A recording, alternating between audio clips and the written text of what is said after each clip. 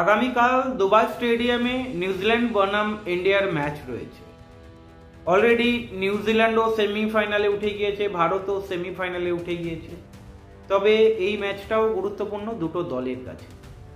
যদি গ্রুপ শীর্ষে থাকতে হয় তাহলে এই ম্যাচটাও জিততে হবে। আজকের আলোচনা করব প্লেইং 11, ইন্ডিয়ার প্লেইং 11 কি হতে চলেছে। বন্ধুরা, আপনারা শুনেছেন হয়তো রোহিত শর্মার চোট লেগেছে। চোটটা বেশি গুরুতর নয়।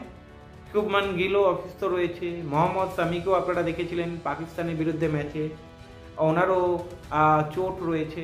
তবে যতটা শোনা যাচ্ছে রোহিত শর্মার চোট ঠিক হয়ে গেছে, মোহাম্মদ শামিরও চোট ঠিক হয়ে গেছে। তবে নিউজিল্যান্ডের ম্যাচে কি মোহাম্মদ শামিকে দেখা যাবে? প্রশ্ন ঘোরাফেরা করছে। আজকের আমি আলোচনা করব প্লেইং 11 কি রয়েছে। যতটা শোনা যাচ্ছে রোহিত শর্মা নিউজিল্যান্ডের বিরুদ্ধে ম্যাচে খেলবেন।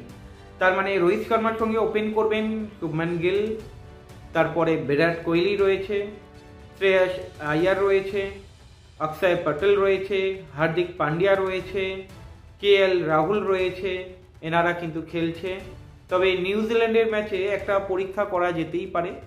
রবীন্দ্র জাদেজার বদলে এবারে হতে পারে নিউজিল্যান্ডের ম্যাচে ওয়াশিংটন সুন্দরকে দেখা যেতে পারে।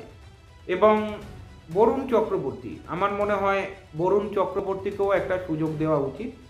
আমার মনে হয় নিউজিল্যান্ডের ম্যাচে অক্ষয় প্যাটেল এবং রবীন্দ্র জাদেজার বদলে বরুণ চক্রবর্তী এবং ওয়াশিংটন সুন্দরকে সুযোগ দেওয়া উচিত। এবং মোহাম্মদ শামি, যেহেতু চোট ছিল মোহাম্মদ শামির, এবং মোহাম্মদ শামির বদলে আমার মনে হয় হর্ষদীপ সিংকে একবার সুযোগ দেওয়া উচিত। প্লেইং 11 তো আপনাদেরকে বলেই দিলাম, তাহলে আরেকবার আমি আপনাদেরকে বলি কি কি প্লেইং 11 হওয়া উচিত বা হতে পারে। রোহিত শর্মা, কেএল রাহুল, শুভমান গিল, বিরাট কোহলি, শ্রেয়াস আয়ার, হার্দিক পান্ডিয়া, হর্ষদীপ সিংকে নেওয়া উচিত এবং হর্ষজিৎ রানা রয়েছে সঙ্গে। প্লেইং 11 আপনাদেরকে বলে দিলাম। আপনাদের কি মত কমেন্ট করে জানাবেন। ভালো থাকবেন।